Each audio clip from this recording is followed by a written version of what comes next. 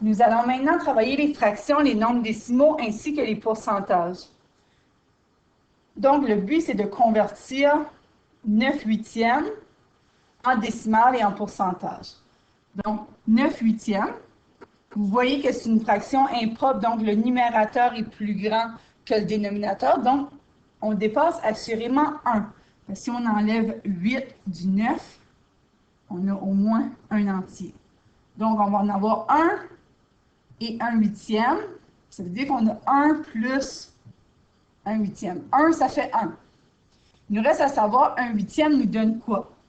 Bon, allons voir certaines fractions qu'on connaît. Donc, une demi, 0,5. Pensez une pizza, une demi-pizza, c'est la moitié, donc 50% de la pizza. Un quart par rapport au 0,5, c'est 0,25. Parce qu'ici, je vous rappelle que c'est 50, on divise par 2, ça fait 25. Donc, 1 huitième, c'est la moitié du 1 quart. On prend le 25, on le divise par 2, ça donne 12,5, mais comme c'est après la décimale, la virgule, on l'écrit après la virgule.